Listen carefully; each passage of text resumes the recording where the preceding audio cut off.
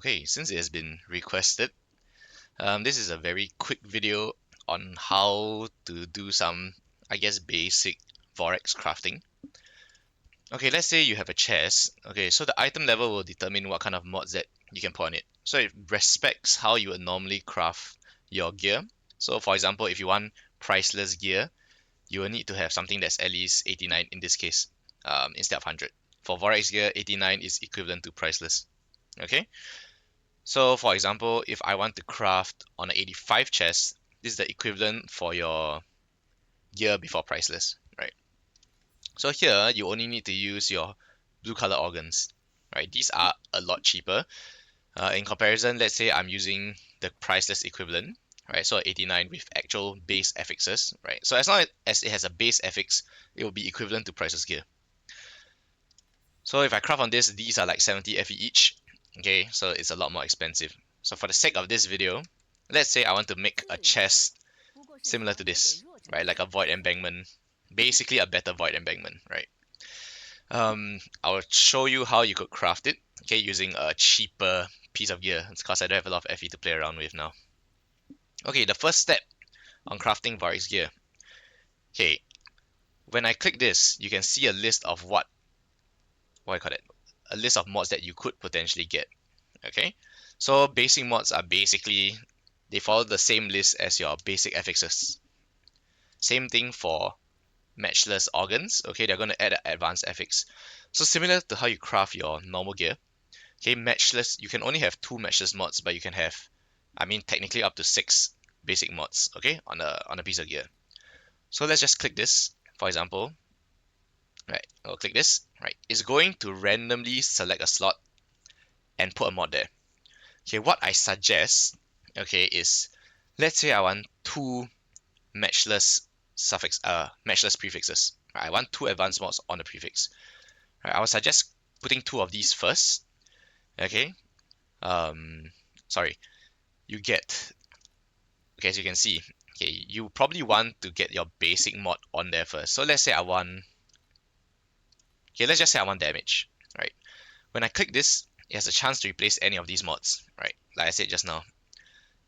Okay, so I'm praying that let's say it removes minion damage. Okay, it didn't. Okay, let's say I wanted minion damage as my basic mod. Okay, now I have 2 advanced mods.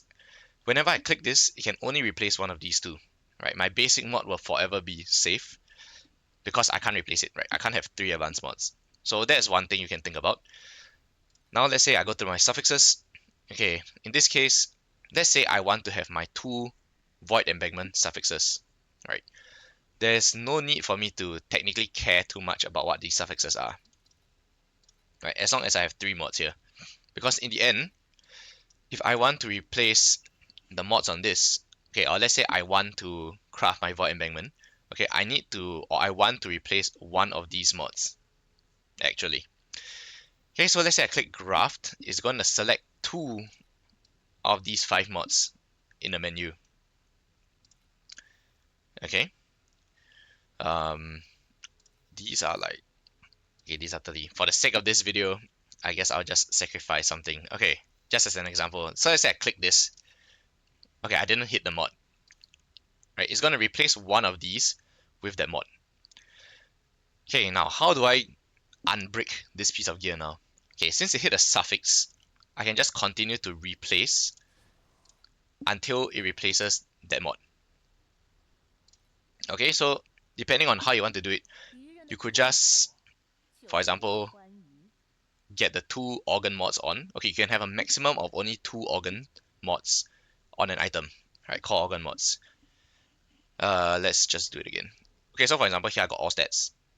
Okay, replace that. That's pretty good. Okay, in this situation, okay, if I want to have the elemental resistances, the 20 auras, if I click graft again, there's a chance that it will. Okay, let's just do it. Okay, very nice. I'm praying that it hits a suffix. That's what I really want to happen. Okay, let's see if it hit. Okay, that's actually pretty damn good. Okay,